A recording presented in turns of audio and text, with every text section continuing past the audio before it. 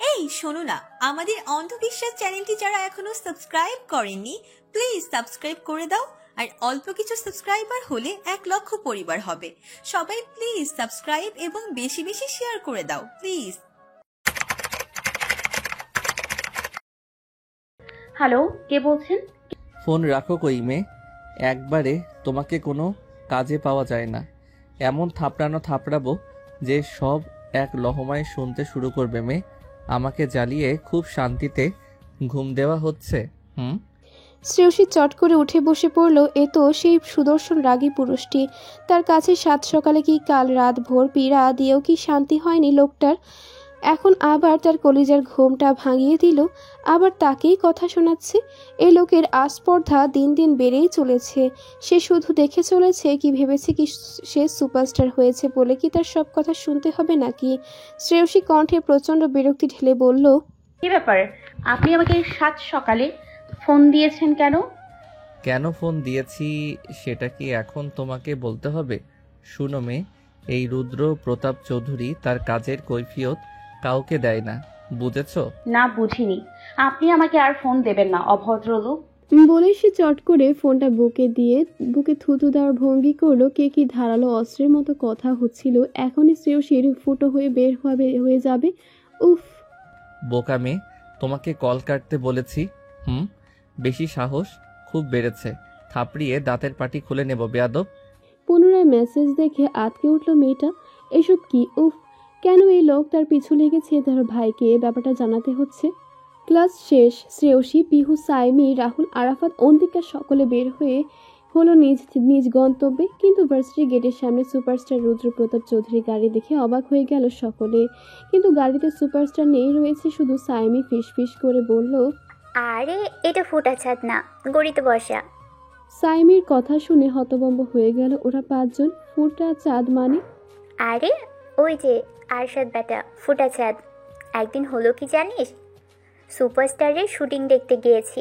এই লোক দেখি শুধু একবার এদিকে দৌড়চ্ছে তো ওদিকে দৌড়চ্ছে, কিন্তু ব্যাটার আসল জায়গায় প্যান্ট দেখি ফুটা। এই যে ফুটা ছাদ, আপনার তো নিজের জায়গার মতোই ফুটা, চেক করুন। আমি বলতেই সে নিচের দিকে তাকিয়ে একবার আমার দিকে তাকিয়ে এক দৌড়ে একদম শুটিং স্পট থেকে উধাও। বলতে খিলখিল করে হেসে দিল সাইমি। রাহুল বলল, বলিস কি মামা, একদম জায়গা মতো ফুটা ছাদ, একদম পারফেক্ট নাম দোস্ত। আরাফাত রাগ করে বলল, এই একদম বাজে কথা বলবি না, চুপ তুই। ওদের দেখে আরশাদ গাড়ি থেকে নেমে এলো। ম্যাম, আপনাকে আমার সাথে যেতে হবে একটু। সাইমি ধমকে উঠল তাকে। এই কেন কেন, শ্রেয়সীকে দিয়ে আপনার কি কাজ? ও তো আর সেলাই জানে না যে আপনার প্যান্টের ফুটো সেলাই করে দিবে। সাইমের দিকে তাকিয়ে আপনা আপনি কপাল কুঁচকে গেল আরশাদের। সেদিনের মেয়েটা না অসভ্য মেয়ে মানুষ। সাইমের কথার জবাব দিল না সে, উল্টো পুনরায় বলল, ম্যাম চলুন, দেরি হলে স্যার রেগে যাবেন। শ্রেয়সী যেতে না চাইলেও পিহু তাকে জোর করে পাঠালো। ওরা পিহুকে জিজ্ঞেস করলো, কি ব্যাপার বলতো? সেদিন নিউজে দেখলাম প্রায় প্রেয়সীর মতো দেখতে একটা মেয়েকে সুপারস্টারের সাথে। যদিও মেয়েটার ঘোলা চেহারা দেখে অন্য কেউ বুঝবে না যদি না শ্রেয়সীকে কেউ তেমনভাবে লক্ষ্য করে। আমরা নিশ্চিত ওটা শ্রেয়সীই ছিল। কি ব্যাপার বলতো পিহু? আজ আবার ডাক পড়লো তার, তাও আবার কার, যার মেয়ে ঘটিত কোনো বিষয়ই নেই। কি ব্যাপার বলতো মামা? कुछ कुछ होता है क्या? পিহু কি বলবে বুঝে পেল না। তোরা শ্রেয়সীকে জিজ্ঞেস করিস, আমি এ ব্যাপারে কিছু জানি না ভাই। আমি যাচ্ছি, লেট হচ্ছে, দাদু অপেক্ষা করবে আমার জন্য। বলে মেকি হাসি দিয়ে চলে গেল পিহু। ওরা চারজন আশ্চর্য হয়ে তাকিয়ে রইল শুধু। এরা শুরু করেছেটা কি আজীব। আরশাদ শ্রেয়সীকে নিয়ে এসেছে একদম রুদ্রের শুটিং স্পটে তার ভ্যানিটি ভ্যানে। শ্রেয়সীকে দিয়ে আরশাদ চলে গেল। শ্রেয়সী প্রচণ্ড বিরক্তি নিয়ে রুদ্রের দিকে কথা ছুড়ে দিল, কি সমস্যা আপনার? এখানে কেন ডেকে এনেছেন আমাকে? রুদ্রের হাতের ইশারায় মেকআপ ম্যানকে বেরিয়ে যেতে বলল। ডেকে এনেছি, কাজ আছে তাই। রুদ্রের জবাবে মোটেও সন্তুষ্ট নয় শ্রেয়সী। কাজ আছে মানে? কাজ আছে মানে কি? আপনার সাথে আমার কোনো কাজ ছিল? কই, আমার তো মনে পড়ছে না। বেশি কথা বলো না মেয়ে, I don't like, just keep your mouth shut. Shreyasi বিরক্তি নিয়ে দাঁড়িয়ে রইল। কত বড় অসভ্য লোক, তাকে একটু বসতেও বলল না। আরশাদ এলো তার কিছুক্ষণ পরে, সঙ্গে একজন কালো কোটটাই পরা ব্যক্তি। দেখে মনে হচ্ছে উকিল টুকিল। সে যাই হোক, তাতে তার কি। রুদ্র কিসের কাগজে যেন সাইন করলো, সেটা শ্রেয়সীর দিকে বাড়িয়ে দিয়ে বলল, এই সাইন ইট। শ্রেয়সী অবাক চোখে রুদ্রর দিকে চাইল। সে কেন সাইন করবে? কি আজব। আমি কেন সাইন করতে যাব? আমি বলেছি তাই। সাইন না করে এক পা বাইরে বের করতে পারবে না, চেষ্টা করে দেখতে পারো। রাগে তার গা চিরবিরিয়ে উঠল। রুদ্র আরশাদকে বেরিয়ে যেতে বলল। লোকটাকে সঙ্গে নিয়ে শ্রেয়সী চট করে উঠে দাঁড়িয়ে রুদ্রের দিকে এগিয়ে এসে তার কলার চেপে ধরে বলল, কি পেয়েছেনটা কি আপনি? হ্যাঁ, যখন যা বলবেন তাই করতে হবে আমায়? নিজের পছন্দের হোস্টেলে দিয়ে আসবেন, রাতে রুম থেকে বের হতে বলবেন, উঠিয়ে নিয়ে আসতে বলবেন। রুদ্র শ্রেয়সীর হাত দুখানা খুব যত্ন করে ধরল। তাদের নিঃশ্বাস ছুঁই ছুঁই একে অপরের একদম কাছাকাছি। সেদিকে কি হুঁশ আছে মেয়েটার? যে কোনো সময় অঘটন ঘটতে পারে, তাই তো এই ব্যবস্থা।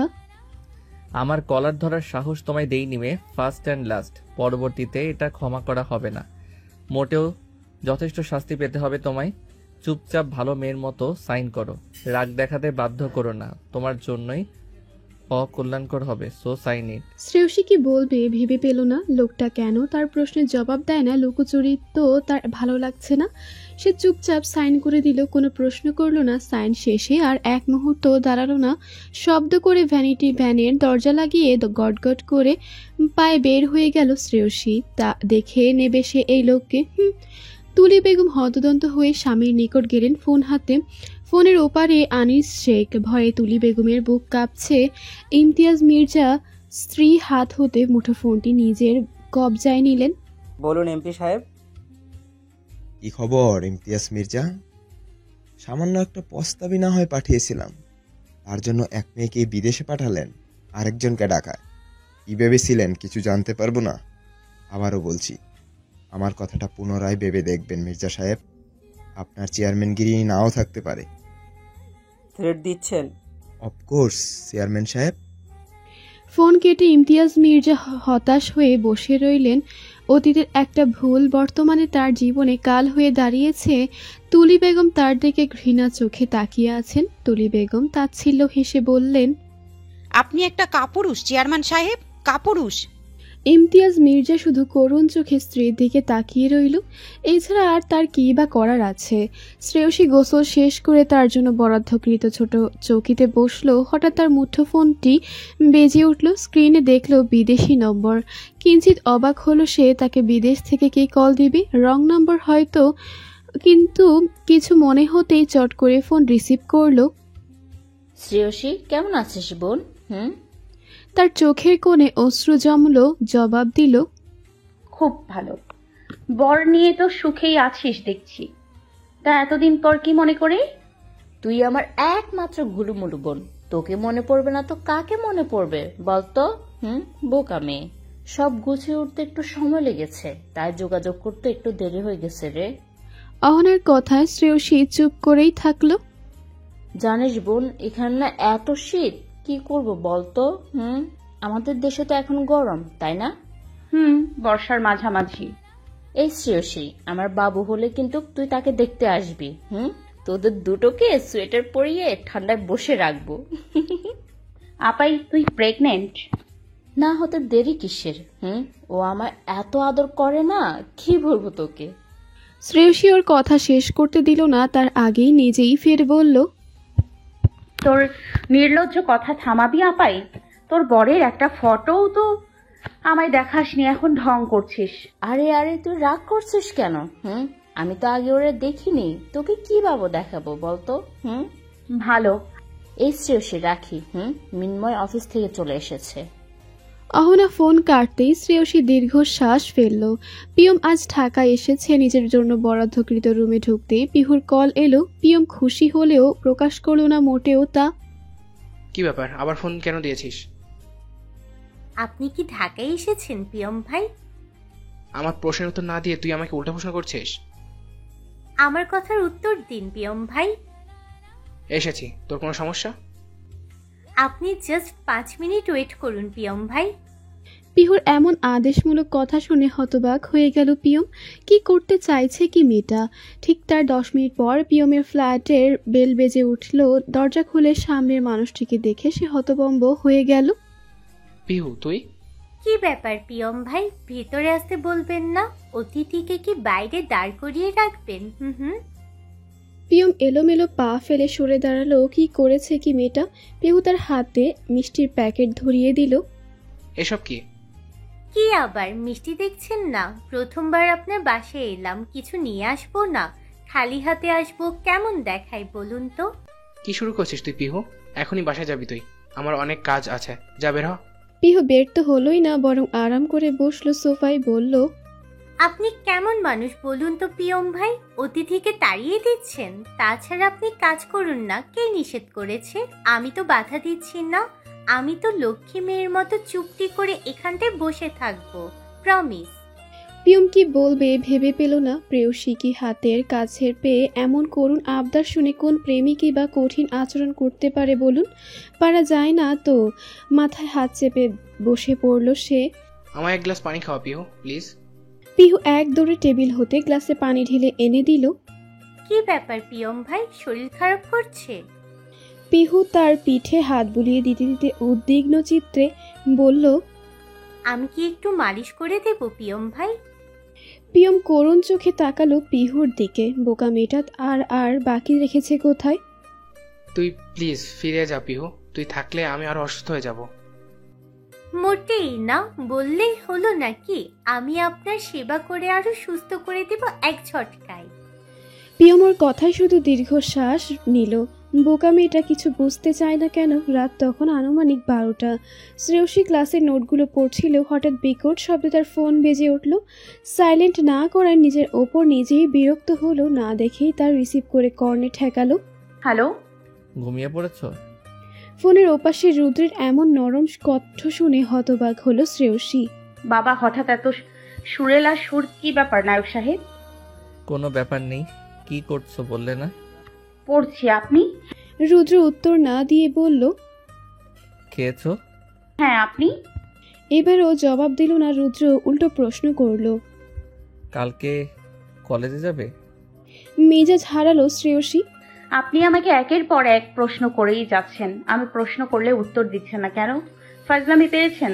রুদ্র শ্রেয়সীর রাগে যেন মজা পেল, হেসে দিল সে। শ্রেয়সী তার রাগে বিড়বিড়িয়ে উঠল, আপনি হাসছেন, আমি কি জোকস বলছি? রিল্যাক্স রিল্যাক্স ম্যাডাম, এত হাইপার হবেন না, আপনার স্বাস্থ্যের জন্য কিন্তু ক্ষতিকর, সাবধান। ঠাস করে ফোনটা কেটে দিল শ্রেয়সী। এই লোক আসলেই একটা অসহ্য সুপারস্টার না ছাই, তাকে সুইপার হলেও মানত। রুদ্র মেসেজ করলো, শুয়ে আছি ম্যাডাম, খেয়েছি সাদা ভাত, চিংড়ি মাছ আর কোরমা, দাদু রান্না করেছেন। তুমি খাবে? তাহলে পাঠিয়ে দেই। আপনি খান, সুইপার কোথাকার। What? Sweeper? How nonsense. Shreyasi খিলখিল করে হেসে দিল তার মেসেজ দেখে। ইস, এসেছে তাকে খাবারের অফার করতে। আরে তোর খাবারে এই শ্রেয়সী মুতু করে রে মুতু। কি পেয়েছে কি এই মেয়ে? তাকে সুপারস্টার থেকে একেবারে সুইপার। কল্পনায় সে দৃশ্য ভেবেই এক টানতে টানতে ওয়াশরুমে গেল রুদ্র। সময় ঘনিয়েছে বহুক্ষণ। পিয়ম শ্রেয়সীকে ফোন দিল। বিকালে পিহু থাকায় বোনের হোস্টেলে যেতে পারেনি সে। কাজের দরুন ফোনও করতে পারেনি, তাই এত রাতে কল করতে হচ্ছে। সে জানে তার বোন এখন পড়ছে। পিহু মেয়েটা তাকে জ্বালিয়ে তারপর গিয়েছে। হ্যালো শ্রেয়সী, আমি কালকে কি একবার তোর হোস্টেলে এসে দেখা করে যাব? সব ঠিক আছে তো? তুমি ঢাকায় এসেছো? না না না ভাইয়া, কোনো দরকার নেই, আমি একদম ঠিক আছি।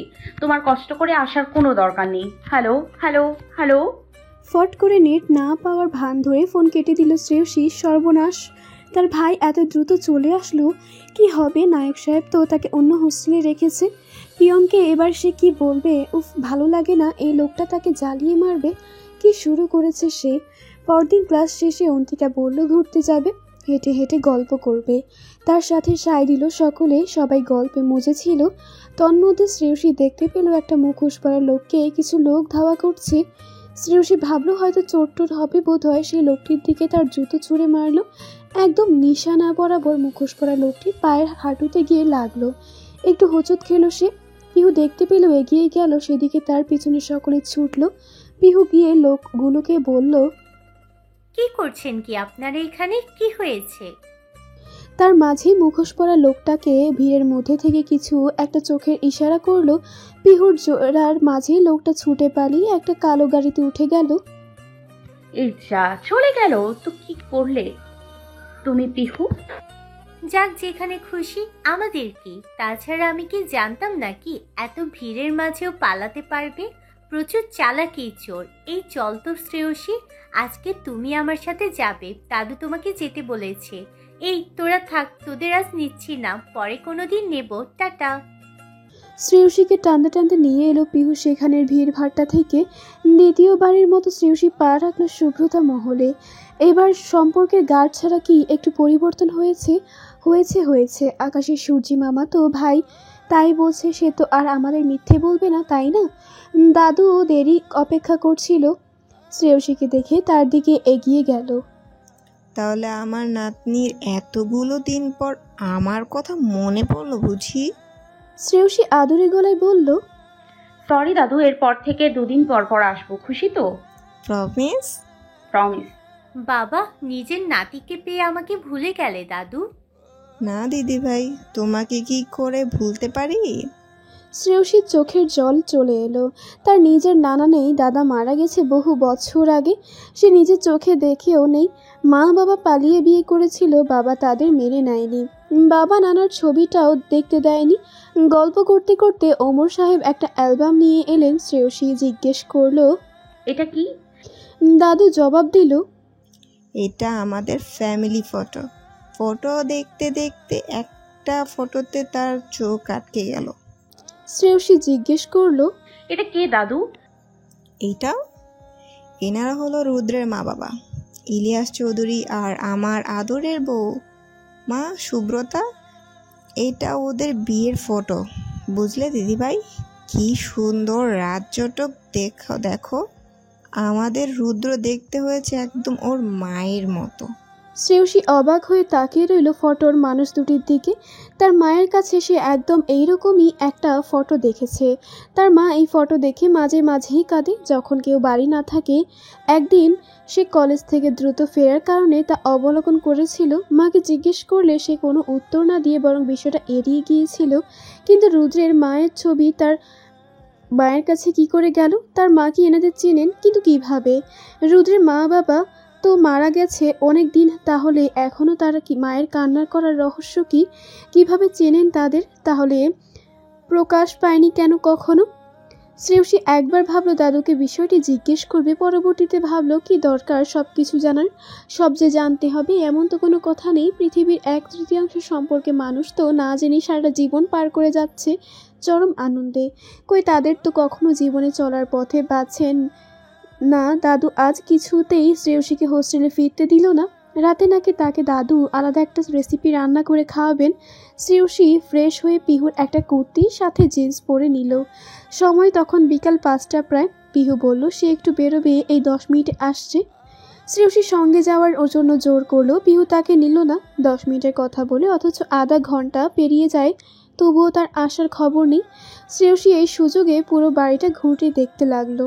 কি সুন্দর সব কিছু সাজানো গোছানো পরিপাটি। নিচে দাদু থাকেন, সব কিছু সার্ভেন্ট থাকেন, কিছু সার্ভেন্ট থাকেন গেস্ট হাউসে। ওপরে প্রায় কয়েকটা রুমই ফাঁকা, তার মধ্যে একটা পিহু থাকে। ঘুরতে ঘুরতে শ্রেয়সী একটা রুমের সামনে এসে দাঁড়ালো। এই রুমের দরজাটা অন্য রুমের দরজার থেকে ভিন্ন, কেমন যেন কালো কালো, অদ্ভুত। শ্রেয়সী ঠেলা দিতেই তা একা একা খুলে গেল। চমকে উঠল শ্রেয়সী। দৌড়ে দৌড়ে বুকে ভেতরে ঢুকলো সে। ভেতরে প্রবেশ করতেই দরজাটা একা একাই বন্ধ হয়ে গেল, কেমন যেন লিফটের মতন। সবচেয়ে আশ্চর্য হলো একই ভেতর থেকে তো বাইরের সবটা দেখা যায়, অথচ বাইরে থেকে বোঝার কোনো উপায় নেই কার রুম এটা। সারা রুমে সে চোখ বুলালো। সব রুমের মতো এটাও মোটেও গোছানো নয়। কাউচে তোয়ালে কাপড় ছড়ানো, বিছানায় বালিশ ওলট পালট, একপাশে ওয়ার্ড্রোব, আলমারি, বুক সেলফ, তাতে কমপক্ষে 1000 খানেক বই সাজানো। উফ, এত বই পড়ে কে? খাটের সামনে একটা ফটো ফ্রেম, যেখানে ইলিয়াস চৌধুরী ও সুব্রতা বেগমের মাঝে 2 বছরের পিহু আর 12 বছরের রুদ্র। সম্ভবত কারো জন্মদিন হয়তো। বুঝলো এটা নায়ক সাহেবের রুম। সুপারস্টাররা এত অগোছালো হয় বুঝি? রুমের মাঝে আরও অনেক জিনিসপত্র, সেগুলোর সঠিক নাম শ্রেয়সী মনে করতে পারছে না। বেরিয়ে যেতে চাইলো সে, কিন্তু একই দরজা তো খুলছে না। কি করবি এবার সে? খাটাসটা যদি চলে আসে? কিছুক্ষণ রুমের এদিক ওদিক তাকিয়ে নিজের মতো করে গোছাতে শুরু করলো সে। যতটুকু পারা যায় নিজের মতো করে গোছালো শ্রেয়সী। রুমের চারপাশ আবার চোখ বুলালো সে। না, এবার মানুষের রুম লাগছে এটাকে। দরজা খুলবে কিভাবে এবার সে? বাইরে বের হবে কিভাবে? চিন্তিত হয়ে বিছানায় বসলো সে। আহ, কি নরম বিছানা, একদম ফোমের মতো। কোনো কিছু চিন্তা ভাবনা না করে ঠাস করে শুয়ে পড়ল সে। তন্দ্রা ঘরের সুন্দর কলনের সুবাস ভেসে আসছে শ্রেয়সীর নাকে। রুদ্র কাছাকাছি থাকলে সে এই সুবাসটাই পায়। আয়েসে সে পাশ থেকে পাশ বালিশটা বুকে টেনে নিল শ্রেয়সী। কেমন একটা অদ্ভুত শিহরণ জাগা অনুভূতি হচ্ছে তার। মনে হচ্ছে স্বয়ং নায়ক সাহেবকে জড়িয়ে ধরে আছে। ইশকি নির্লজ্জ কথা ভাবছে সে। ছি ছি, নায়ক সাহেব আসলেই অসভ্য। শ্রেয়সীর ইচ্ছে হচ্ছে এখানে শুয়ে সারা জীবন কাটিয়ে দিক সে। খট করে দরজা খোলার শব্দ হলো। রুদ্র প্রবেশ করলো রুমে। বিছানায় তাকিয়ে তার চোখ জুড়িয়ে গেল। আরশাদ ভেতরে ঢুকতে নিতে তাকে থামিয়ে দিয়ে চলে যেতে বলল রুদ্র। মেয়েটা কেমন এলোমেলো হয়ে শুয়ে মুচকি মুচকি হাসছে। এমন এলোমেলো থাকে কেন সব সময় মেয়েটা? তাকে মাতাল করা ধান্দা সব সময়। কেমন নেশাক্ত চোখে তাকিয়ে আছে সুপারস্টার। চুমুকের টানের মতো এগিয়ে গেল সে। হঠাৎ সুগন্ধি কলনের সুভাষ তীব্র ঠেকল শ্রেয়সীর ঘ্রাণান্দে। চোখ মেলে চাইল সে। মুখের সামনে নায়ক সাহেবকে ঝুঁকে থাকতে দেখে ভরকে গেল শ্রেয়সী। সে আমতা আমতা করে বলল, আপনি কখন এলেন নায়ক সাহেব? রুদ্র নেশাক্ত চোখে তাকিয়ে থেকে ভ্রু নাচিয়ে বলল, তুমি আমার রুমে কি করছো মেয়ে? কিছু না, এমনি ঢুকে আর বেরোতে পারছি না। রুদ্র আরো একটু ঝুঁকলো। হাসকি স্বরে ফিসফিসিয়ে বলল, আমার বেডে কি করছো তুমি? এটা কি তোমার নিজের সম্পত্তি? হঠাৎই কোমর ধরে উঁচিয়ে নিল তাকে। শ্রেয়সী থরথর করে কাঁপতে লাগলো। কাঁপা কাঁপা গলায় বলল, কি করছেন? রুদ্র ওর কানের কাছে মুখ নিয়ে উল্টো প্রশ্ন করলো, এরকম এলোমেলো ভাবে আমার সামনে আসতে কিন্তু নিষেধ করেছিলাম তোমায় মেয়ে। অ্যান্ড ওয়ার্নিং, পরের বার কিন্তু কন্ট্রোল থাকবে না, মাইন্ড ইট। রুদ্র শ্রেয়সীকে ঠাস করে আবারও বেডে ফেলে দিয়ে কাউচের ওপর হতে তোয়ালে নিয়ে ওয়াশরুমে ঢুকে গেল। শ্রেয়সী বুকে হাত দিয়ে থরথর করে কাঁপছে। তার এখনও নিঃশ্বাস বন্ধ হয়ে যাচ্ছে। যদিও এই ছোঁয়া সে বাসে থাকতেও পেয়েছে, কিন্তু আজ একেবারে অনাকাঙ্ক্ষিত। মনের মাঝে কেমন প্রজাপতিরা ডানা মেলছে। তার ছোঁয়া অস্বস্তি হলো না কেন তার? একজন পুরুষ তাকে ছুঁয়েছে, তার তো ঘেন্না হওয়া উচিত, কিন্তু তা তো হচ্ছে না, বরং কেমন স্নিগ্ধ অনুভূতি হচ্ছে। কেন? নিজের ওপর নিজেই বিরক্ত শ্রেয়সী। 10টার দিকে অফিসে এসেছিল পিয়ম, সেই থেকে ইনফরমেশন খুঁজে যাচ্ছে সে। দুপুর গড়িয়ে বিকেল হয়েছে সেই কখন। হোয়াইট স্ন্যাক্স দলটির বিষয়ে কতগুলো ইনফরমেশন পেল সে। গতবার যশোরের এক কালোবাজারিকে ধরিয়ে দিয়েছে সে। সকল তথ্য প্রমাণ প্রথমে তারা হেড অফিসে রাখে, সঙ্গে তাদের সিলমোহর হোয়াইট স্ন্যাক্স। কিন্তু আশ্চর্যের বিষয়, সেই লোকটাকে তখন খুঁজে পাওয়া যায়নি। সবাই ভেবেছে সেই দলের লোকেরা তাকে মেরে ফেলেছে, কিন্তু অবাক করা বিষয়, তাদের ধারণাকে ভুল প্রমাণিত করে ঠিক 20 দিনের মাথায় সেই লোকটাকে হসপিটালে ভর্তি অবস্থায় পাওয়া গিয়েছে। হসপিটালে খোঁজ নিয়েও কিছু জানা যায়নি। কে বা কারা সেই লোককে ভর্তি করেছে সিসিটিভি ক্যামেরায়ও কিছু ধরা পড়েনি। লোকটার অবস্থা ভয়াবহ খারাপ, কোনো রকমে জানে বাঁচিয়ে রেখেছে। একইভাবে প্রত্যেকবার তারা সকলকে টেক্কা দিয়ে কাজ করে যাচ্ছে।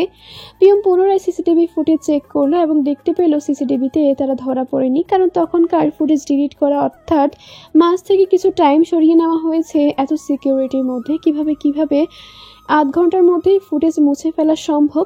এটা কি তাহলে ভেতরের কারোরই কাজ? এবং অবাক করা বিষয়, তারা সবসময় আসামিদের দিনের বেলাতেই রেখে যায় হসপিটালে। এত মানুষের ভিড়ে কারো কি কিছুই চোখে পড়ে না? আশ্চর্য, ভারী আশ্চর্য। মাথা খাটাতে হবে পিয়মের এবার, প্রচুর খাটতে হবে, তার বোঝাই যাচ্ছে। রুদ্র ওয়াশরুম থেকে বেরিয়ে দেখলো শ্রেয়সী এইভাবে বিছানায় পড়ে রয়েছে। রুদ্র কৌতুকপূর্ণ স্বরে বলল, ম্যাডাম কি আজ সুপারস্টারের রুমে রাত্রি কাটানোর প্ল্যান করেছেন নাকি? But superstar not interested, so out. রুদ্রের কথায় শ্রেয়সীর এতক্ষণে হুঁশ ফিরল। সে তড়াক করে উঠে বসলো। মোটেও আমি এমন কিছু মিন করিনি। আমি তো ঘাবড়ে গিয়েছিলাম। ঘাবড়ে গিয়েছিলেন? হ্যাঁ, আপনি তখন যেটা করলেন। যেটা করলাম? ধুর, দরজা খুলে দিন, আমি যাচ্ছি। তো যাও না, আটকে কে রেখেছে? বলেই রুদ্র বিছানায় শ্রেয়সীর পাশে বসে পড়ল।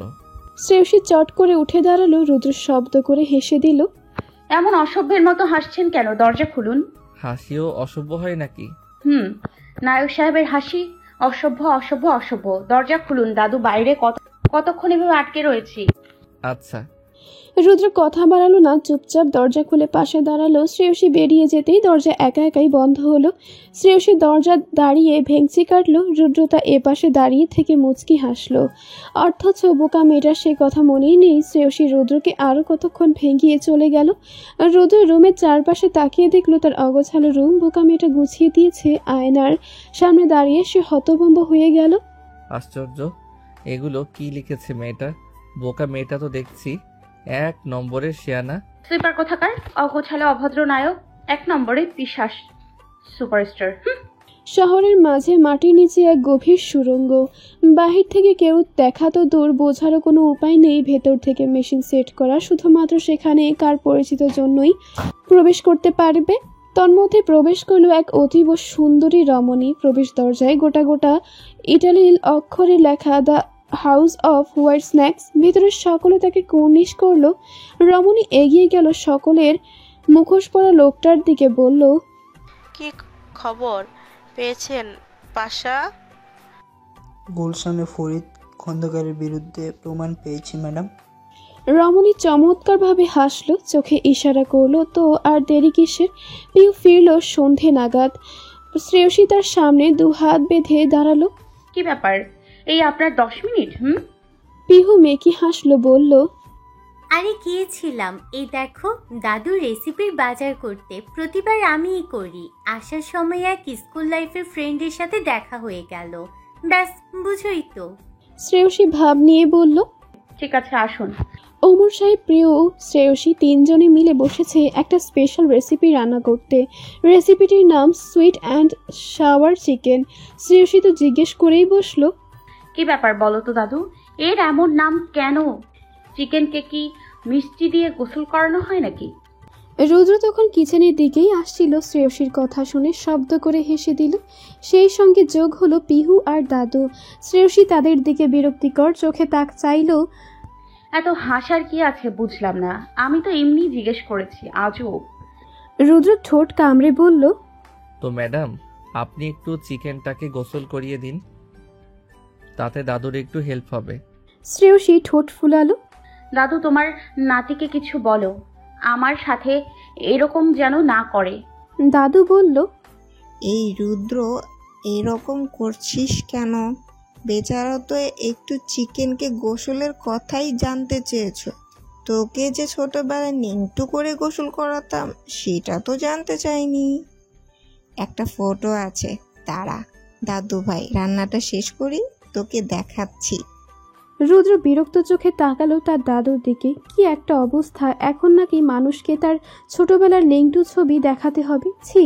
রুদ্র বিড়বিড়িয়ে উঠল, একদম নয় দাদু, এইসব ফাইজলামো কিন্তু একদম নয়। কেন, কি সমস্যা আপনার? আপনাকে তো আর দেখতে বলছে না। এই মেয়ে, তুমি চুপ থাকো, বেয়াদব হচ্ছ দিন দিন। রাগে গজগজ করতে করতে রুদ্র উপরে চলে গেল। ওরা 3 জনে এবার খিলখিল করে হেসে দিল। বাবা, নায়ক সাহেবের লিঙ্গুট্টু করা গোসলের পিক দেখতে তো হচ্ছেই ইন্টারেস্টিং, ভেরি ইন্টারেস্টিং। ভার্সিটির ক্যান্টিনে বসে আছে শ্রেয়সীরা সকলে। এই কথা সে কথার মাঝে আরাফাত হঠাৎ বলে উঠল, এই আজকের নিউজ দেখেছিস তোরা? গুলশানের বিখ্যাত ব্যবসায়ী ফরিদ খন্দকারকে নাকি হোয়াট স্ন্যাক্স এর লোকেরা তার কালো টাকার ব্যবসা গোপন রহস্য ফাঁস করেছে। অন্তিকা বলল, হ্যাঁ দেখলাম, সকালে বাবা পেপারেও তো পড়লো ফরিদ খন্দকারকে নাকি পাওয়া যাচ্ছে না প্রত্যেকবারের মতন। রাহুল ফোরন কাটল, একদম ঠিক কাজ করছেন ওনারা। দেশের অবস্থা একদম রসাতলে যাচ্ছে দিন দিন। ঘোড়ার ডিম নেতা আমাদের, নিজেই তো ঘুষখোর, সবগুলো ঘুষখোর পার্টি। শালায় মন্ডাইছে লাউরা দমটা বাইরে কইরা দিই, জায়গা মতো পাড়ায় ধইরা কষি দিয়া কাইটটা দিতে। শ্রেয়সী ওদের কথা কিছুই বুঝলো না। কিসের কথা বলছে ওরা? সাইমি ওকে সবটা বুঝিয়ে বলল। শ্রেয়সী অবাক হয়ে সব শুনল। কি শুনছে এসে এগুলো? সে তো দেশ সম্পর্কে কিছুই জানে না, কোনো খোঁজই রাখে না। কি একটা অবস্থা। রাহুল শ্রেয়সীকে বলল, কি ব্যাপার মামা, তুমি থাকা কই? দেশের খোঁজ খবর রাখো না কিছু? সে প্রচণ্ড লজ্জা পেল। আসলেই দেশের অবস্থা সম্পর্কে তার ধারণা, সাধারণ জ্ঞান খুবই কম। এইসব বিষয় তো একেবারেই নয়। বইয়ের বাইরে ও আমাদের সকলের চারপাশে খবর রাখা উচিত, দেশে খোঁজ খবর নেওয়া উচিত। এভাবে থাকলে তো জীবনে ভালো মন্দই বুঝতে পারবে না মানুষ। সবাই একে একে চলে যাওয়ার পরে সাইমি বেরোলো সবার শেষে, আর মনে ফোনের দিকে তাকিয়ে হাঁটতে হাঁটতে সামনে কারোর সাথে জোরে ধাক্কা খেলো। উফ, চোখে দেখতে পান না নাকি? এই যে মিস, আমার চোখ ঠিকই আছে, আপনি দয়া করে ফোনের দিকে না তাকিয়ে হেঁটে সামনে তাকিয়ে হাঁটুন। সাইমি আরশাদকে দেখে যেন আরো চেতে গেল। এই যে ফুটা ছাদ, আপনার মতো তো প্যান্টের জিপা খোলা রেখে আর ঘুরে বেড়াই না। ফোনের দিকে তাকিয়ে হাঁটবো, বেশ করব, তাতে আপনার বাপের কি? আরশাদ সাইমির দিকে ভ্রু কুঁচকে তাকালো। মিস। সাইমি শুধরে দিয়ে বলল, সাইমি। শার্নি আমার নাম। তো মিস সাময়ী, আপনার সাথে আজাইরা ঝগড়া করার মতো সময় আমার হাতে একদমই নেই, বুঝেছেন? বাই। সাইমি তার দাইকে জুতা ছুঁড়তে গিয়েও কি মনে করে পায়ে পড়ে নিল। তার 500 টাকা জুতো তার দিকে ছুঁড়ে কেন সে তার এত টাকা নষ্ট করবে? হেড অফিসে যখন বেআইনি প্রমাণগুলো রাখা হয়েছে, পিয়ম তখনকার সিসিটিভি ফুটেজ চেক করলো। সবাই স্বাভাবিক যাচ্ছে আসছে, কেন কোনো অস্বাভাবিকতা দেখা গেল না। হঠাৎ পিয়ম একজন রমণীকে টার্গেট করলো, শুধুমাত্র সন্দেহ। এটা কিভাবে সম্ভব হবে পিয়মের ভাবনায় আসে না। আকাশপূর্ণ মেঘে ঢাকা, না আছে চন্দ্র, না আছে নক্ষত্র রাজি, শুধু কালো মেঘের আনাগোনা। তাই তো শুরু হলো প্রচণ্ড বর্ষণ। শ্রেয়সী রুমের ব্যালকনিতে বসে আছে। তার মা তুলি বেগমকে সে প্রচণ্ড ভালোবাসে। লোকে বলে মেয়েরা নাকি বাবা ভক্ত, কিন্তু তার বেলায় কথাটি সত্য নয়। সে তার বাবার থেকে মাকে বেশি ভালোবাসে। তার মায়ের কান্না তার একদম সহ্য হয় না।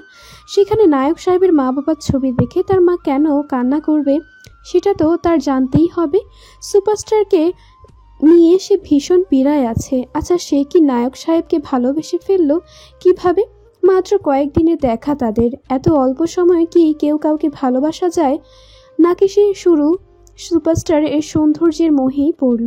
কে তাকে এর জবাব দেবে? রাত্রি গড়িয়ে সকাল হলো, সেই সঙ্গে শেষ হলো রাতের অন্ধকারে করা সকল অপকর্ম। কোনোদিন কি থামবে না মানুষের এই লোভ লালসা? পিয়ম ঘুমিয়েছিল কলিং বেলের শব্দে। কাঁচা ঘুম ভেঙে গেল তার। রাত জেগে কেস নিয়ে ভেবেছে সে। প্রচণ্ড বিরক্তি নিয়ে উঠে গেল দরজা খুলতে। এখন আবার কে এলো? দরজা খুলে সম্মুখে পিউকে দেখে এবার মোটেও অবাক হলো না পিয়ম। চুপচাপ সামনে থেকে সরে দাঁড়ালো। ভিতরে আয়। পিহু উৎফুল্ল স্বরে শুধালো, কি ব্যাপার পিয়ম ভাই, আজ কিছু বললেন না যে? আজ কিন্তু আমি কিছু আনিনি সঙ্গে করে, বুঝেছেন? এবার আমায় মিষ্টি খেতে দিন। জানি বললেও তুই শুনবি না, তাই কিছু না বলাই বেটার। একদম ঠিক বলেছেন, আপনার কোনো কথাই আমি শুনবো না। মিষ্টি খাবি? হ্যাঁ। সত্যি তো?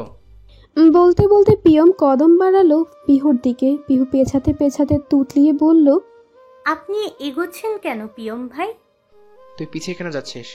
সোফায় ঠেকে গেল পিহু। পিয়ম তার কানের কাছে মুখ নিয়ে ফিসফিসিয়ে বলল, কাল তুই কোথায় ছিলিস পিহু? পিহু যেন কেঁপে উঠল কিছুটা। বাড়িতে ছিলাম পিয়ম ভাই। সত্যি কথা? হ্যাঁ হ্যাঁ। ওকে, এই ইয়াররিংটা কি তোর পিহু?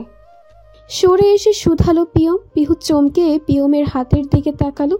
ওপর নিচ মাথা নেড়ে জানান দিল তার। আপনি কোথায় পেলেন পিয়ম ভাই? পিয়ম রহস্যময় ভঙ্গিতে হাসলো, বলল, সেদিন ফেলে গিয়েছিলিস। অথচ পিহুর ঠিক মনে আছে সে সেদিন এই ইয়াররিংটা পরিধান করে আসেনি। তাহলে পিয়ম ভাই মিথ্যে কেন বলল? তুই বস, মিষ্টি তো বাসায় নেই, শরবত করে দিচ্ছি। তার দরকার নেই পিয়ম ভাই, আপনি চা খাবেন? চা করে নিয়ে আসি। ঠিক আছে, নিয়ে আয়। পিহু খুশি মনে চা বানাতে গেল। পিয়ম এই সুযোগে নিজের কাজটা করে নিল। প্রেমে পড়লে আসলেই মানুষ বোকা হয়ে যায়, এটা আবারও প্রমাণিত হলো। পিয়ম ঠোঁট বাঁকিয়ে হাসলো সামান্য। পিহু চা এনে তার পিয়ম ভাইয়ের হাতে দিল। উৎফুল্ল চিত্তে বলল, চা কেমন হলো পিয়ম ভাই? পিয়ম চায়ে চুমুক বসিয়ে জবাব দিল, একদম বাজে। প্রিয় ঠোঁট ফুলালো, সে কত যত্ন নিয়ে চা বানালো আর লোকটা ইচ্ছে করে তার চা বানানোকে চাকে বাজে বলল। সে তো খেয়েছে, মোটেও বাজের কাতারে পড়ে না তার চা। পিহু আরও কিছুক্ষণ থেকে বিভিন্ন গল্প করলো, তারপর বেরিয়ে গেল। পিয়ম অবশ্য শুধু হু হা জবাব দিয়েছে। পিহু বেরাতেই কাউকে ফোন লাগালো। পিয়ম, মেয়েটার দিকে সারাক্ষণ নজর রাখো, মাইন্ড ইট। স্যার, ইলিয়াস চৌধুরীর কাগজপত্রের মধ্যে থেকে একটা চিঠি পেয়েছি। ইম্পর্টেন্ট? জি স্যার। দাও। ইয়াজুল, আমার মনে হচ্ছে আমি বেশিক্ষণ প্রাণ নিয়ে বাঁচতে পারবো না। ইয়াজুল, তুই একমাত্র আমার ভরসা। তোর কাছে কিছু প্রুফ পাঠিয়েছি, তুই সেটা সরকারের হাতে তুলে দিস প্লিজ। ইতি ইলি। নিজের হাত মুঠো করে নিল রুদ্র। তার চোখ দিয়ে যেন আগুনে স্ফুলিঙ্গ বেরোচ্ছে। চক্ষুদয় বদ্ধ করে যেন সে স্পষ্ট দেখতে পেল পরবর্তী ঘটনা। ঠাস, পরবর্তী গোলাগুলি স্পষ্ট ভেসে উঠল সুপারস্টার রুদ্রপ্রতাপ চৌধুরীর বদ্ধ চোখের পাতায়। ছাড়বো না কাউকে, ছাড়বো না। সামনে থাকা টেবিলে লাথি মেরে ফেলে দিল রুদ্র। যেন রৌদ্রের মতোই উত্তপ্ত হয়ে উঠেছে তার চীনা খানা। আরশাদ আটকানোর চেষ্টা করলো তাকে, শব্দ পেয়ে দৌড়ে এলো পিহু ও ওমর সাহেব। কেউ থামাতে পারল না তাকে। রুদ্র দ্রুত বেগে বেরিয়ে গেল গাড়ি নিয়ে। আরশাদও যেতে চাইল সঙ্গে, কিন্তু ওমর সাহেব তাকে আটকে দিল। সে ঠিক জানে এখন কোথায় যাবে রুদ্র। পুরো আকাশ মেঘে ঢাকা। শ্রেয়সী ব্যালকনিতে বসেছিল চুপচাপ, হয়তো পুনরায় বৃষ্টি আসার অপেক্ষা। হঠাৎ সোডিয়ামে লাইটের আলোয় পরিচিত গাড়ি দেখে চমকে গেল সে। দ্রুত বেগে নিচে নেমে এলো সে। রুদ্র গাড়ি থেকে নেমে শ্রেয়সীর কোমর ধরে টান দিয়ে কাছে এনে শক্ত করে জড়িয়ে ধরল। মুখ গুজল তার চুলের ভাঁজে। শ্রেয়সী কাঁধে তরল কিছু অনুভব করছে। এ প্রচণ্ড কঠোর পুরুষটাও কি কাঁদছে? বাজ পড়ল কোথাও বোধ হয়, কিন্তু ভয় পেল না কেউ, না পুরুষটি না রমণীটি। ঝমঝমিয়ে বর্ষণ শুরু হলো। শ্রেয়সীও হাত রাখলো তার নায়ক সাহেবের পিঠে। পুরুষটির বন্ধন আরও শক্ত হলো। প্রেমের বর্ষণে ভিজিয়ে একাকার করে দিল দুজনকে। এভাবেই বুঝি প্রেমের বর্ষণ করে। অষ্টাদশী কন্যা স্পষ্ট বুঝতে পারল প্রচণ্ড ভালোবাসে সে তার নায়ক সাহেবকে, প্রচণ্ড। এভাবেই কত সময় কেটে গেল জানে না তারা। নায়ক সাহেব, এভাবে ভিজছেন, ঠান্ডা লেগে যাবে তো আপনার। লাগুক প্লিজ। হাঁচু হাঁচু। দেখি, ছাড়ুন আমায়। শ্রেয়সী জোর করে ছাড়িয়ে নিল, তার বাঁধন থেকে গাড়িতে বসিয়ে দিল। আপনার ফোন কোথায়? রুদ্র ফোন এগিয়ে দিল। লক। রুদ্রময়ী, শ্রেয়সী। হোয়াট? খুলো। কি করেছে কি পুরুষটা? বেশি কথা বাড়ালো না শ্রেয়সী। আরশাদকে কল দিল, বলল রুদ্রের জন্য এক সেট জামা কাপড় নিয়ে হোস্টেলের সামনে আসতে। এতক্ষণ সবাই খুব টেনশনে ছিল। শ্রেয়সীর কল পেয়ে যেন শান্ত হয়ে গেল। শ্রেয়সী দৌড়ে গেল ভিতরে, তোয়ালে নিয়ে এসে মাথা মুছিয়ে দিল রুদ্রর। তার চোখ নাক লাল হয়ে গেছে, বোঝাই যাচ্ছে ঠান্ডা তো মধ্যে লেগে গিয়েছে। হাঁচি দিয়েও ফেলেছে কতগুলো। কি শুরু করেছেন কি আপনি? হ্যাঁ, এই বৃষ্টির মধ্যে কে ভিজতে বলেছে আপনাকে? এখন বুঝুন, জ্বরে বিছানায় পড়ে থাকবেন। শুটিং করবেন কিভাবে? অসহ্য লোক একটা, সুইপার কোথাকার। রুদ্র তার কানের কাছে মুখ নিয়ে ফিসফিসিয়ে বলল, একদম পাকা গিন্নি। এত রাগ করছেন কেন ম্যাডাম? আপনার জন্যই তো আসলাম। ফট করে শ্রেয়সীর বাম গালে শব্দ করে চুমু খেলো সুপারস্টার। শ্রেয়সী স্তব্ধ হয়ে তাকিয়ে রইল তার নায়ক সাহেবের দিকে। গাড়ির হর্নে তার হুঁশ ফিরল। শ্রেয়সী তাকে মারতে উদ্যত হলো। রুদ্র হাত দিয়ে ইশারায় আরশাদকে দেখিয়ে দিল।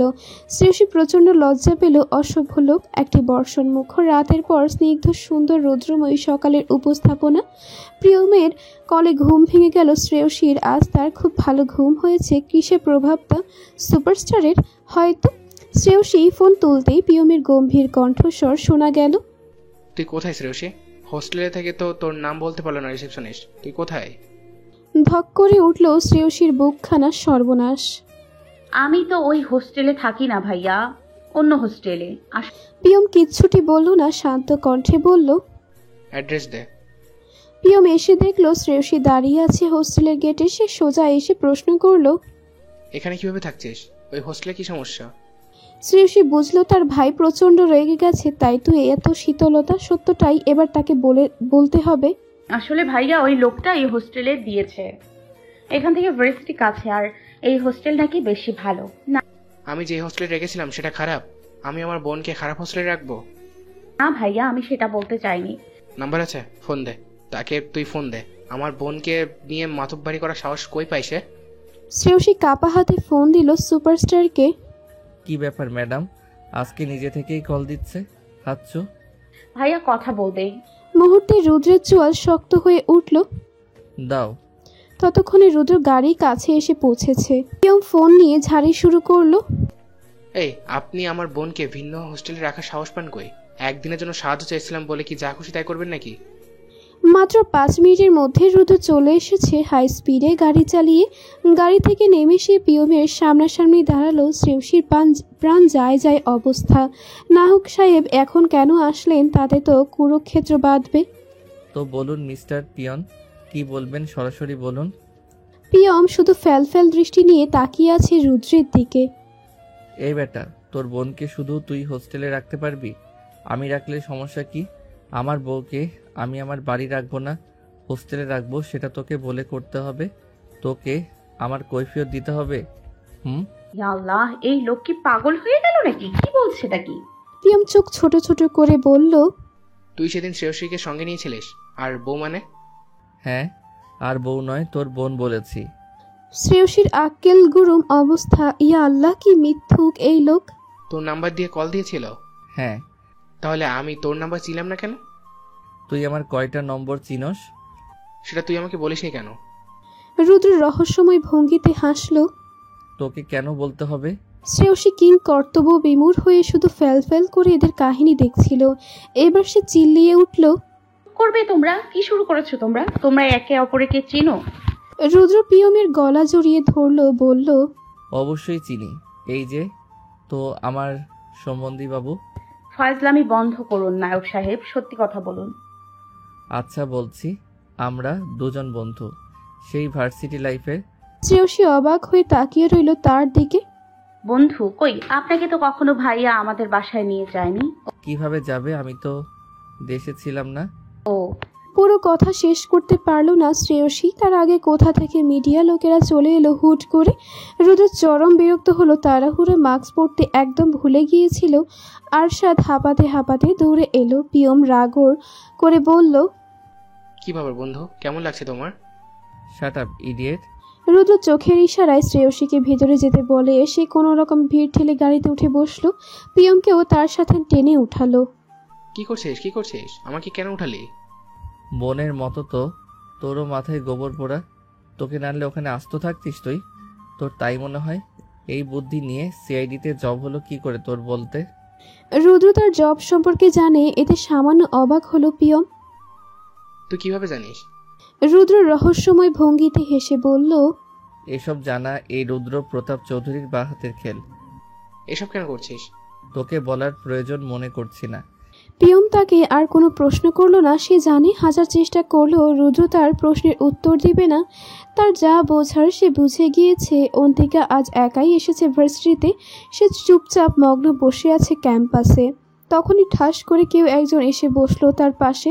চমকে পাশে তাকালো সে অন্তুকে দেখে। আরো অবাক হলো। অন্তু বলল, কি ব্যাপার, তুমি একা বসে আছো যে? তোমার সঙ্গী সাথী কই সব? ওরা আজ আসেনি। আচ্ছা, আপনি কি শ্রেয়সীকে পছন্দ করেন অন্তু? অন্তু কিছুক্ষণ অন্তিকার দিকে শীতল দৃষ্টি নিক্ষেপ করে তাকিয়ে থেকে সেখান থেকে উঠে চলে গেল। আশাহত হলো অন্তিকার হৃদয়ে। তার প্রশ্নের উত্তর দিলে কি এমন ক্ষতি হতো? ইয়াজুল নামের ব্যক্তির ব্যাপারে কিছু জানতে পেরেছো? না স্যার। চট করে রুদ্র কিছু একটা মনে পড়লো। আরশাদ, আমার বইয়ের জন্ম নিবন্ধন কার্ডটা নিয়ে এসো তো জলদি। তার স্যার কি এখন বউকে নিয়েও গবেষণা শুরু করবে নাকি? শ্রেয়সীর জন্ম নিবন্ধনে চোখ বুলিয়ে রুদ্র মুখে উচ্চারণ করলো, শিট। এক মুহূর্ত দেরি না করে রুদ্র ফোন লাগালো শ্রেয়সীকে। ফোন পিক করতেই শ্রেয়সীকে কোনো কথা বলতে দিল না রুদ্র। জিজ্ঞেস করলো, তোমার বাবার ফুল নেম বলো শ্রেয়সী। ফোন দিয়ে হুট করে এমন প্রশ্ন করায় কিছুটা অবাক হলো কন্যাটি। আগে তো এভাবে কখনো কথা বলেনি। তবুও কথা না বাড়িয়ে বলল, ইমতিয়াজ মির্জা। ধমকে উঠল রুদ্র। ফুল নেম বলো ইডিয়েট। কেঁপে উঠল শ্রেয়সী। কাপা কণ্ঠে বলল, ইমতিয়াজ মির্জা ইয়াজুল। আগে বলনি কেন? বাবা এই নাম বলতে নিষেধ করেছিল। চোয়াল শক্ত হলো পুরুষটির, যেন সবটা পরিষ্কার তার কাছে। বাসার অ্যাড্রেস বলো কুইক। আনিস শেখের ফোন পেয়ে আবারও ছুটে এলেন তুলি বেগম স্বামীর নিকট। এবারে কপালে ভাঁজ পড়ল ইমতিয়াজ মির্জার। কিছুটা ভয়ও পাচ্ছেন তিনি। কি ব্যাপার ইমতিয়াজ সাহেব, আমার প্রস্তাবের কি ভাবলেন? কিছু না। আনিস শেখ খেকিয়ে উঠল এবার।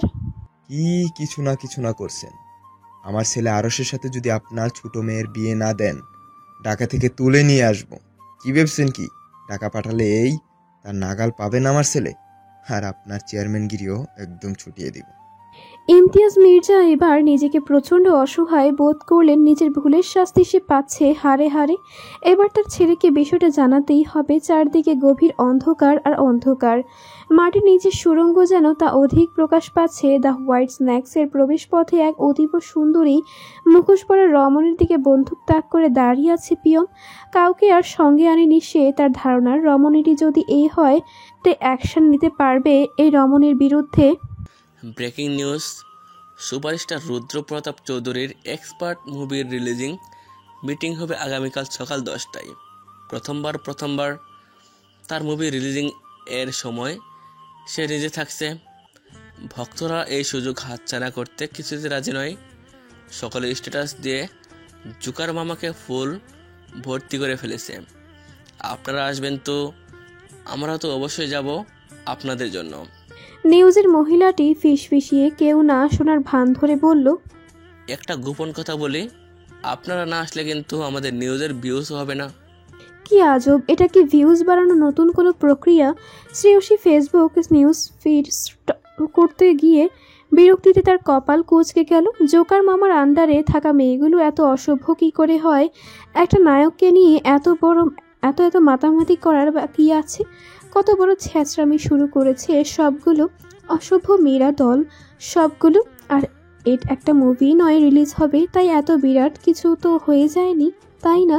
আর রুদ্রকেও বলি হারি, এত লাভ রিয়েক্ট দেওয়ার কি আছে ওই অসভ্য মেয়েগুলোর কমেন্টে? আপনারা বুঝেছেন তো শ্রেয়সীর কথাগুলো? কোথাও কি পোড়া পোড়া গন্ধ পাওয়া যাচ্ছে, কোথাও বেজে উঠল গানের সুর। ভালোবেসে সুখে নিভৃতে যতনে আমার নামটি লিখো তোমার মনেরও মন্দিরে।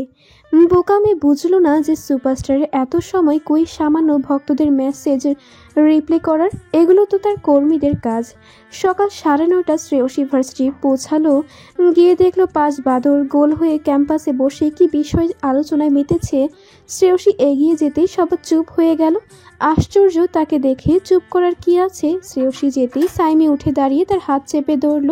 সকলে উঠে পড়ল। চল একটা জায়গায় যাব, বিশাল মজা হবে।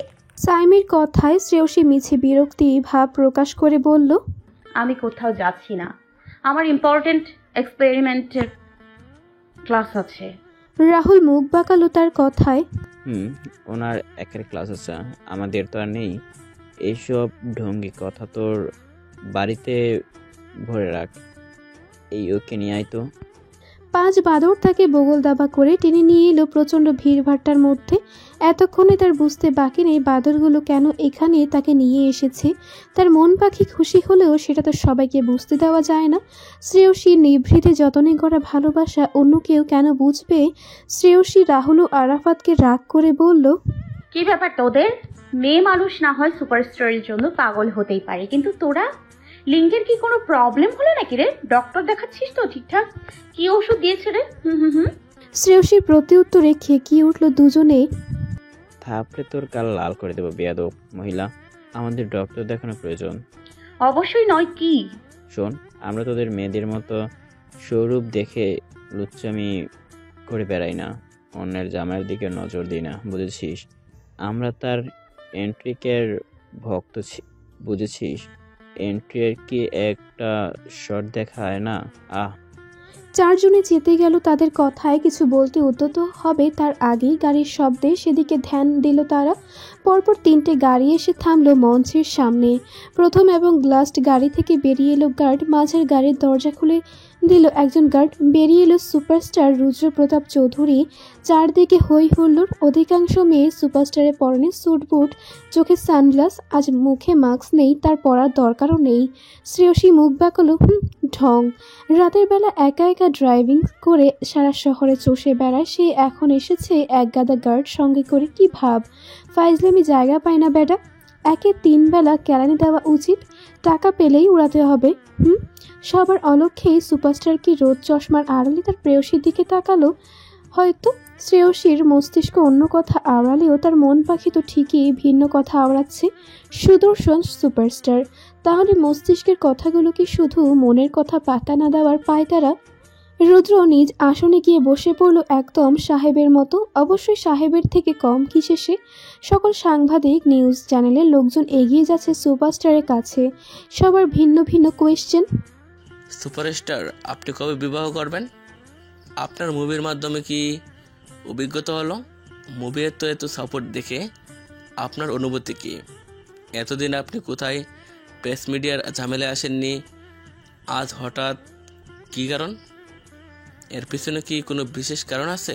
সবার প্রশ্নে আমাদের সুপারস্টার শুধু ঠোঁট বাঁকিয়ে হাসলো। আহা, সুপারস্টারের এই হাসিতে যেন মেয়েরা গলে পড়ছে মোমের মতো তাদের আগ্নি ছোঁয়ার পূর্বে, এবং পুনরায় জমে যাচ্ছে ছোঁয়ার আশায়।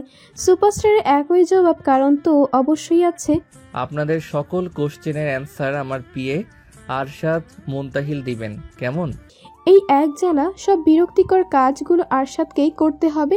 এখন এই মিডিয়ার এত এত প্রশ্নের উত্তর দিতে দিতে তার দাঁত ভেঙে যাবে। তো সুপারস্টারের বিয়ে হওয়া কি আর সে কাজ? আরশাদ করুণ চোখে রুদ্রের দিকে তাকালো। তাতে অবশ্য বিশেষ লাভ হলো না। শ্রেয়সী মুখ বাঁকা। ইস, কি ঢং করে কথা বলা হচ্ছে দেখো। মনে মনে সে চিৎকার করে বলল, ওগো দেখো, সবাই তোমাদের নায়ক সাহেবের কথা শুনে মনে হয় সে ভাজা মাছটাও উল্টিয়ে খেতে জানে না। আহা। এক পর্যায়ে ভিড়ভাট্টার মধ্যে শ্রেয়সী বিরক্ত হয়ে উঠল। তখন রুদ্র ভদ্র মুখখানা দেখতেও ভালো লাগছে না। শ্রেয়সী সাইমিদের তাড়া দিল চলে আসার জন্য, কিন্তু তারা কথা কেউ শুনলে তো। সাইমি পিহুকে আফসোস করে বলল, ইস, তোর ভাই এত সুন্দর কেন বলতো? আমার যদি এমন একটা কিউট কিউট ভাই থাকতো তাহলে সারাক্ষণ মাথায় নিয়ে নাচতাম। রাহুল ব্যঙ্গ করে বলল, কেন মাথায় নিয়ে নাচবি কেন? হাত ধরে নাচলে সমস্যা কি? জবাবে পিহু সাইমি মুখ বাঁকালো। পিহু বলল, কেন রে ভাই, কেন জামাই কেন নয়? আস্তাগফিরুল্লাহ, অন্যের জামাই নিয়ে আমি টানাটানি কেন করব? আমার তো জীবনসঙ্গী হিসেবে এমন কাউকে চাই না, বুঝছোস অশুভ মাইয়া। তাদের মধ্যে অন্তিকা শুধু চুপ করে রইল, কোনো কিছু প্রতিউত্তর করল না সে। শ্রেয়সীর এই সামান্য কথাটুকু ও যেন সহ্য হচ্ছে না। আশ্চর্য, সে এমন হিংসুটে হতে শুরু করলো কবে থেকে? অন্তিকা বাসায় পৌঁছে কেবলই গোসল শেষ করে ওয়াশরুম থেকে বেরোতেই তার ফোন বেজে উঠল। সে শীতল কণ্ঠে উচ্চারণ করলো, হ্যালো, কে বলছেন? ওপাশে কিছুক্ষণ নীরবতা, কিছুক্ষণ পর প্রতিউত্তর এলো, অন্তিকা লাইনে আছো? জি, কে বলছেন? আমি অন্তু। কেমন যেন ধীরিম ধীরিম শব্দ হচ্ছে অন্তিকার বুক মাঝারে। নিজেকে স্বাভাবিক করে বলল, অন্তু ভাইয়া, হঠাৎ কি মনে করে? কোনো সমস্যা? না, এমনি তোমার খোঁজ নিতে। পড়াশোনা কোনো হেল্প লাগলে বলিও, এটা আমার পার্সোনাল নাম্বার। বলেই সে চট করে কল কেটে দিল। অন্তিকা বুঝলো না এটা কি ছিল, ইচ্ছা করে ফোন নম্বর দেওয়ার বাহানা নাকি অন্য কোনো কারণ। পিয়ম কোথাও যেন ফোন লাগালো, বলল সে এই মিশনে থাকতে যাচ্ছে না, তাকে অন্য কোনো কাজ দেওয়ার জন্য। ফোন কাটলে পিয়ম তার চোখ দিয়ে গড়ালো সুখের অশ্রু। এবারে হারানোর ভয় কি ক্ষীণ। পিহু আজ 2 দিন কলেজে যাচ্ছে না, রুমে বন্দি হয়ে থাকছে। কেউ না জানলেও পিহু কলেজ যাচ্ছে না তার একমাত্র কারণ পিয়ম তার ফোন তুলছে না। উফ, শত প্রশ্ন করেও বোনের মুখ থেকে এর হেতু বের করতে পারল না। প্রচণ্ড রাগে রুদ্র শব্দে পিহুর রুমের দরজা বন্ধ করে গাড়ির চাবি নিয়ে বের হয়ে গেল। বর্তমানে তার এই একটাই কাজ, শ্রেয়সীর হোস্টেলের নিচে এসে কল লাগালো তাকে। এই মেয়ে, এক্ষুনি বের হও রুম থেকে। বান্ধবী যে 2 দিন ঘর থেকে বের হচ্ছে না সে খেয়াল আছে আপনার? ফার্স্ট নিচে আসো। ফটর ফটর করে নিজের কথা বলেই লোকটা খালাস। তার কথা শোনার জন্য একটু ওয়েট করবে না? অসহ্য লোক একটা। আরে বাবা, সে এখন রান্না চাপিয়েছে, এভাবে কি চলে যাবে রেখে? আজব। শ্রেয়সী গ্যাস বন্ধ করে সব ঢেকে এভাবেই সব রেখে ছুটলো নিচে। কি আর করার, ও বাড়ি গেলে যে আজ তার ফেরা হবে না সে ঠিক জানে তা। শ্রেয়সী গাড়ির কাছে টোকা দিল, কি হয়েছে বলুন? এমন অভদ্রের মতো বিহেভ করছেন কেন? রুদ্র তার কোনো প্রতিউত্তর করলো না। ডোর লক খুলে বলল গাড়িতে উঠে বসতে। শ্রেয়সী পেছনে উঠে বসলো। পিছনে কেন বসছো বেয়াদব মেয়ে? আমি পেছনেই বসবো সব সময়। আপনার কথা আমি কেন শুনতে যাব? হোয়াই? নায়ক সাহেব দাঁতে দাঁত চাপলো। শ্রেয়সী কিচ্ছু বলল না। শীতল চোখে 2 মিনিট শ্রেয়সীর চোখের দিকে তাকিয়ে গাড়ি স্টার্ট করলো। সুপারস্টারের চোখের ভাষায় কী সব বুঝিয়ে দিল, কিন্তু বোকামিটি তা বুঝলো। শুভ্রতা মহলে পৌঁছালো। দাদু চিন্তিত মুখে এগিয়ে গেল শ্রেয়সীর দিকে। কি হলো বলো তো আমার দিদি ভাইয়ের? কিছুই বলছে না। এর আগেও এমন করেছিল, অসুস্থ হয়েছিল সেবার। তুই একটু দেখ তো শ্রায়ুমা, তোকে কিছু বলে কি না। শ্রেয়সী আশ্বাস দিল ওমর চৌধুরীকে। আমি দেখছি দাদু, তুমি চিন্তা করো না। রুদ্র বেরিয়ে গেছে পুনরায়, তার শুটিং আছে আজ। শ্রেয়সী পিহুর রুমে গিয়ে ঝাঁপিয়ে পড়ল তার উপর। এই মেয়ে, কি হয়েছে বল, না হলে এক্ষুনি তোর গলা টিপে ধরবো। কি ধরবো বল। পিহু প্রত্যুত্তর করল না, নিঃশব্দে মাথা রাখলো শ্রেয়সীর কোলে। আমাকে একটু মায়ের মতো আদর করে দাও না গো প্লিজ। শ্রেয়সীর চোখের কোণে অশ্রু জমা হলো ক্ষীণ। চঞ্চল মেয়েটার মনে মায়ের অভাব এক বুক সমান, তা কি কেউ জানে? শ্রেয়সী আদরে ভাবে তার মাথায় হাত বুলিয়ে দিতে লাগলো। ওমর চৌধুরী নিঃশব্দে নিজের অবস্থানটুকু আড়াল করলেন। পিহু কিছুক্ষণ পর চোখ খুলে বলল, আচ্ছা তোমার তো আম্মা আছে তাই না শ্রেয়সী? শ্রেয়সী মাথা নাড়ালো। তাহলে আমাকে একটু তার গল্প শোনাবে? তুমি যাবে আমার মায়ের সাথে দেখা করতে? পিহু হাসি মুখে মাথা নাড়ালো। মায়ের আদর পাবার তার কত শখ। তাছাড়া পিয়ম ভাইকে বিয়ে করলে তো শ্রেয়সীর মা তার permanent. Superstar Rudrapratap Chowdhury CTV ফুটেজে অবলোকন করে চমৎকার হাসলেন। তার জহুরির চোখে মানুষ চিনতে সে ভুল করে না। আরশাদ তার স্যারের জন্য প্রয়োজনীয় কিছু জিনিস কিনতে শুটিং স্পট থেকে বাইরে বের হলো। তখনই আবারও বিরক্তিমূলক বাক্য তার কর্ণধয়ে শ্রবণ হলো। এই যে ফুটেজ শুনছেন? আরশাদ পিছনে ঘুরে মারলো এক ধমক। এই কি শুরু করেছো কি তুমি মেয়ে? ফাজলামি পেয়েছো? পরবর্তীতে আর একবার এইসব আবাল মার্কা নামে ডাকলে চুটিয়ে গাল লাল করে দেব। বেয়াদব অসভ্য মেয়ে। সাইমি এতক্ষণ ফাজলামার মোড়ে থাকলেও আরশাদের ধমকে কিছুটা দমে গেল সে। এভাবে বলছেন কেন? আপনি তো মানুষকে মোটেও সম্মান করতে জানেন না। আমি সম্মান করতে জানি না? অবশ্যই। ঠিক আছে, সম্মান করতেও চাই না তোমার মতো মেয়েদের। সামনে থেকে সরো, আমার কাজ আছে। তোমার সাথে কথা বলে টাইম ওয়েস্ট করতে চাচ্ছি না। তো জান না, কে নিষেধ করেছে? তুমি সরবে। সাইমি দুষ্টু হেসে মাথা নাড়ালো। আরশাদ বাঁকা হাসলো। সে চট করে সাইমির কোমর ধরে কাছে এগিয়ে আনলো। করিডোর হওয়ার এখানে মানুষের আনাগোনা কম। আরশাদ ফিসফিসিয়ে তার কানের কাছে মুখ নিয়ে বলল, কি চাও মেয়ে তুমি? আমাকে যা ভাবছো আমি কিন্তু মোটেও তা নই, সো সাবধান। সাইমিকে ছেড়ে দিয়ে আরশাদ বেরিয়ে গেল। সাইমি হতচকিত ভঙ্গিতে দাঁড়িয়ে রইল ঠাই। কি হলো এই মুহূর্তে? এটা কি করলো লোকটা? কি করতে এসেছিল সে লোকটা? কি করলো? এমনটা তো সে চায়নি। ভদ্র সুপারস্টারের সাথে থেকে তো দেখছি তার বিয়ে অসভ্য হয়ে যাচ্ছে। দিনের সময়টা শ্রেয়সী পিহুকে তার মায়ের গল্পই করে শোনালো। যেমন, যখন আমি কলেজে পড়ি একটু দেরি হলেই আমাকে মা খুব বকতেন, কিন্তু মনে মনে কিন্তু সে ঠিকই চিন্তা করে, হ্যাঁ আমাদের কাছে প্রকাশ করে না। আবার যখন বায়না ধরে রান্নাঘরে গিয়ে হাতে ছ্যাঁকা লাগালাম তখনও বকতো। সবই কিন্তু তাদের যত্নের আলাদা আলাদা ধরন। প্রতিটা মাই চমৎকার, কিছু কিছু ক্ষেত্রে ব্যতিক্রম। সেসব মাকে কখনো মায়ের কাতারে ফেলা যায় না, তাহলে মা পদবিটার অসম্মান করা হয়। আরে মা শব্দ হচ্ছে একটা পবিত্র অনুভূতিতে মেশানো বাক্যাংশ। সেটাকে কিছু নোংরা মস্তিষ্কের মানুষের জন্য তো এই পবিত্র ধ্বনিকে অপমান করা যায় না। একজন চমৎকারী মা কখনো তার সন্তানকে অবহেলা করে না। মাগরিবের পরে পিহু ঘুমিয়েছে। শ্রেয়সী সালাত আদায় করে ব্যালকনিতে বসে এলো কিছুক্ষণ। ওমর চৌধুরী তার পিছে এসে দাঁড়ালো। তোমাকে দেখতে চিন্তিত মনে হচ্ছে দিদি ভাই। ওমর চৌধুরী শ্রেয়সীর মাথায় হাত রাখলো। শ্রেয়সী জবাব না দিয়ে উল্টো প্রশ্ন করলো, আচ্ছা দাদু, তোমার তো অনেক বছরের অভিজ্ঞতা, অনেক মানুষের সঙ্গে তোমার ওঠা বসা, তাই না? দাদু মাথা দোলালো। তাহলে বলো তো, একজন মা তার বিবাহিত জীবনেও কেন একজন পুরুষ ও মহিলার ছবির দিকে তাকিয়ে হাউমাউ করে কান্না করে, তাও তার পরিবারের অলক্ষ্যে? ওমর সাহেব ফোত করে নিঃশ্বাস ছাড়লেন, বললেন, একজন মানুষের ভিন্ন ভিন্ন অনুভূতিতে মিশ্র তাদের মন। মন কখন কি চায় বোঝা সহসাই বড্ড মুশকিল। সেই মা হয়তো কোনো কষ্ট পেয়েছে সেই মহিলা বা পুরুষ দ্বারা, নাহলে এমন কোনো ঘটনা রয়েছে যা খুবই মর্মান্তিক। আবার সেটা পরিবার জানলে কষ্ট পাবে বা রাগ করবে, তাই লুকিয়ে অশ্রু বিসর্জন। বুঝলে দিদি ভাই? শ্রেয়সী মাথা নাড়ালো। সে সবই বুঝলো, কিন্তু তার মায়ের কষ্ট যে তার সহ্য হয় না। বুকের মাঝে হৃদস্পন্দন থেমে থেমে আসে, করটির নার্ভগুলো যেন কেমন ধীরিম ধীরিম শব্দ করে। শ্রেয়সী নিজের ফোন বের করলো। নিজের ফোন থেকে তার মায়ের ফটো দেখালো ওমর চৌধুরীকে। তিনি জবাব দিলেন সে চিনেন এই মহিলাকে। হতাশ হলো শ্রেয়সী, নিঃশব্দে বসে রইল সে আরও কিছুক্ষণ। অথচ বোকামেটা জানলই না তার বাবা আর ছবি দেখালে সে অনেক কিছু জানতে পারত। রহস্যের খেলা চারিদিকে, কে জিতবে কে হারবে বোঝা বড় দায়। এ পৃথিবী সবই তো রহস্যের বেড়াজালে ঘেরা। চন্দ্র সূর্য আকাশ বাতাস পাহাড় সমুদ্র সবই যেন দেখেও বড্ড না দেখা, চিনিও বড্ড অচেনা। এমন কেন সব?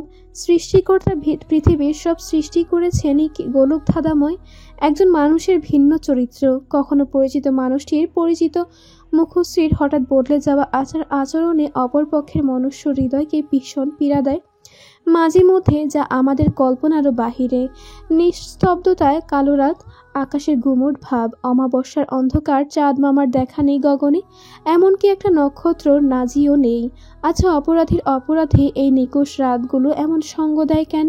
নাকি অপরাধীরাই বেছে নেয় এই অন্ধকার পাপময় কালো রাতকে? কিন্তু সবসময় যে পাপের চাওয়া পূর্ণ হবে না। কথাই আছে না, পাপ না তার বাপকেও ছাড়ে দেয় না। পাপের ফল অবশ্যই তোমাকে ভোগ করতে হবে। বনারীর নাম করা ব্যবসায়ী ইয়াসির কামাল তার ভ্যানগাড়িতে তুলে দিচ্ছে অসংখ্য চোরা কারবারি। কেউ কি বুঝবে এমন ভাঙা চোরা ভ্যানগাড়িতে লক্ষ লক্ষ অবৈধ মাল? বেটে লোকটির হুঙ্কার পূর্ণস্বর। নিয়মিত ভালোবাসার গল্প শুনতে এবং পড়তে আমাদের অন্ধবিশ্বাস চ্যানেলটি সাবস্ক্রাইব করে পাশে থাকা বেল আইকনটি ক্লিক করুন। ধন্যবাদ সবাইকে।